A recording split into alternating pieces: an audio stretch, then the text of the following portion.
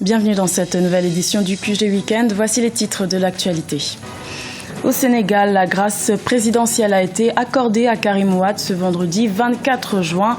L'ancien ministre condamné à 6 ans de prison pour enrichissement illicite a été libéré après 3 ans de détention et a quitté le pays. Également dans l'actualité en République démocratique du Congo, la nouvelle province de Lualaba veut diversifier son économie. Pour remédier à la précarité sociale, les autorités entendent développer d'autres secteurs que celui des mines. Et puis nous verrons en fin d'édition l'impact de la sortie du Royaume-Uni de l'Union européenne sur l'Afrique, focus sur les conséquences immédiates du Brexit. Mais avant de développer ces titres en Côte d'Ivoire, le coup d'envoi de la révision de la liste électorale a été lancé ce samedi 25 juin. Ce processus se fait en vue du référendum constitutionnel et des élections législatives qui doivent se tenir avant la fin de l'année 2016. 131 observateurs de la société civile devraient être déployés pour s'assurer du bon déroulement de la révision de la liste électorale.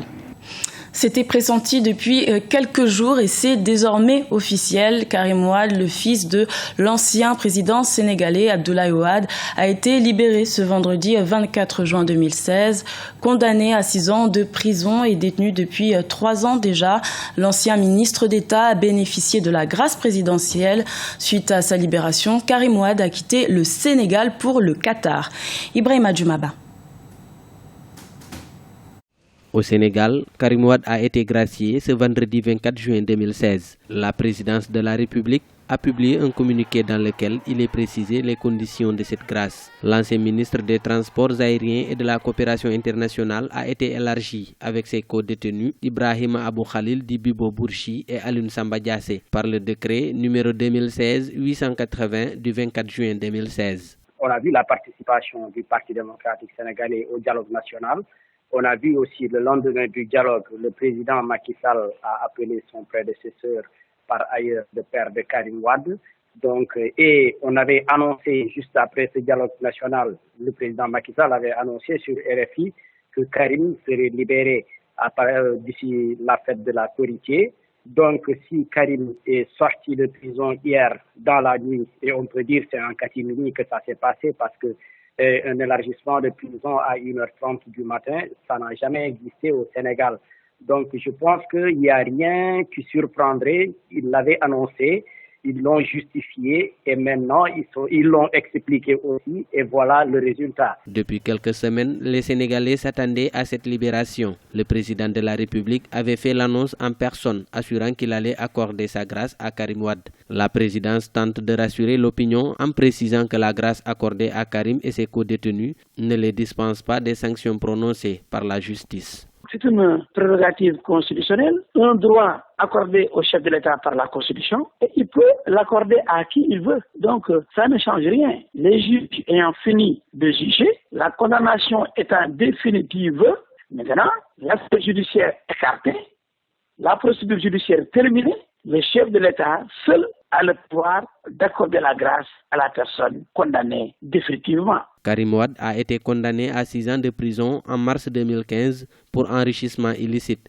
Il était en détention depuis avril 2013. Son procès avait alimenté plusieurs polémiques, notamment sur la procédure pénale. Les adversaires politiques du président Macky Sall et certains membres de la société civile ont dénoncé la libération de Karim Wade depuis l'annonce de sa grâce.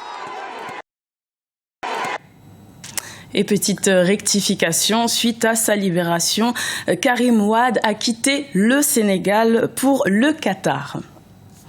Également dans l'actualité, la fin de la prise d'otages ce vendredi en Centrafrique des 6 policiers enlevés dimanche 19 juin par le groupe d'autodéfense du PK5 de Bangui. Cet enlèvement faisait suite à l'interpellation de membres du groupe d'autodéfense par les forces de l'ordre. Rappelons que ce même groupe avait attaqué un commissariat du quartier lundi 20 juin pour prendre d'autres policiers en otage, ce qui avait obligé la mission de maintien de la paix de l'ONU déployée dans le pays à intervenir. Focus à présent sur la toute nouvelle province de Lualaba en République démocratique du Congo. Cette région du sud du pays veut diversifier son économie. Cette province de l'ex-Katanga veut dynamiser sa croissance en misant sur d'autres secteurs comme le tourisme qui est perçu comme un futur pilier économique. Un reportage de notre correspondant Jacques Amboka. Exploiter d'autres secteurs économiques que celui des mines, c'est la vision des nouvelles autorités de Lualaba, une des 4 provinces issues de l'ex-Katanga. Une région dont le sous-sol est riche en or, diamants et cuivre qui ont contribué pendant des années à l'économie du pays. Pourtant, la population vit dans une précarité sociale accrue, un paradoxe qui constitue un défi pour les nouvelles autorités provinciales. On a comme l'impression que ces mines n'ont servi qu'à enrichir une petite caste des dirigeants, des décideurs, mais que la population ne tire pas profit. C'est ainsi que pour tous les esprits lucides, quand vous arrivez à Kolwezi, les contrastes, les paradoxes est criant entre ces potentialités, ces possibilités économiques et la précarité dans laquelle vit cette population à la cité. Le creux est assez remarquable, qu'il faille absolument des actions pour rapprocher ces creux. Pour les autorités, toute initiative tendant à diversifier l'économie de la province est vivement encouragée. Les femmes, partenaires incontournables au développement, reçoivent des formations sur l'entrepreneuriat féminin en vue de redynamiser tous les secteurs d'activité dans lesquels elles évoluent.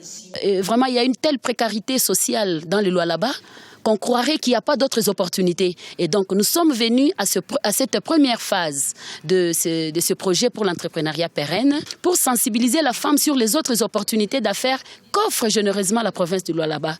Et ainsi, nous allons passer à la deuxième phase, qui est la formation, pour accompagner la femme dans cette formation qui va la renforcer dans ses capacités et de la préparer à affronter le monde de grandes activités. Kolwezi était la deuxième ville du Grand Katanga après Lubumbashi. La province s'emploie à investir dans les infrastructures, notamment les routes de dessertes agricoles, permettant l'évacuation des productions vers le grand centre de consommation.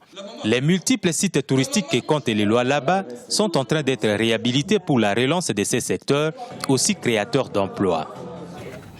C'est l'un des titres de l'actualité. Les Britanniques ont voté ce jeudi 23 juin en faveur de la sortie du Royaume-Uni de l'Union européenne. Une décision qui n'est pas sans répercussions pour l'Afrique puisque la Grande-Bretagne est le deuxième plus gros investisseur européen sur le continent africain. Si des conséquences immédiates comme la baisse du rand en Afrique du Sud se sont déjà fait ressentir, d'autres restent à venir. Les détails avec Amira Benjabala Jean-Pierre. Le Brexit aura-t-il un impact sur l'Afrique ? Le verdict est connu depuis ce vendredi matin puisque ce sont 52% des votants britanniques qui ont dit oui à une sortie de l'Europe. Et depuis l'annonce de cette nouvelle, les conséquences se multiplient. Plongée de la livre sterling, chute des indices boursiers et du prix du baril. Et l'Afrique, elle aussi, sera inévitablement impactée par ce Brexit, puisque la Grande-Bretagne est le deuxième plus gros investisseur européen sur le continent après la France. Un impact qui serait positif selon certains experts. Le Brexit est une opportunité de prospérité pour les agriculteurs africains qui pourraient échapper à la politique agricole commune européenne, qui a surtout favorisé les Européens et grandement contribué au maintien du continent africain dans la pauvreté. Et pourtant, selon d'autres analystes, ce Brexit n'est pas un événement dont l'Afrique pourrait tirer des avantages.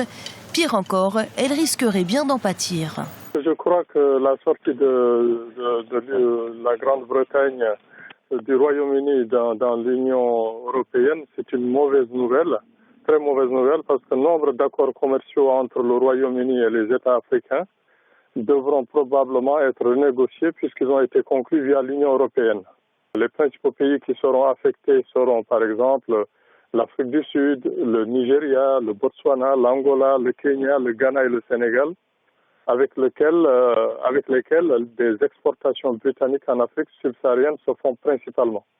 Par exemple, l'Afrique du Sud, avec le Brexit, pourrait faire perdre à l'Afrique du Sud 0,1% de croissance à son économie qui est déjà proche de la récession. Pour le moment, nul ne peut prédire avec exactitude les conséquences de ce Brexit sur le continent. Il faut noter tout de même que sur du court terme, l'Afrique risque d'être touchée par la récession globale enclenchée par la sortie du Royaume-Uni de l'Union européenne. Et du sport avec le tirage au sort ce vendredi 24 juin au Caire du dernier tour des éliminatoires de la zone Afrique pour la Coupe du Monde 2018 qui se tiendra en Russie. 20 équipes nationales sont réparties dans 5 groupes.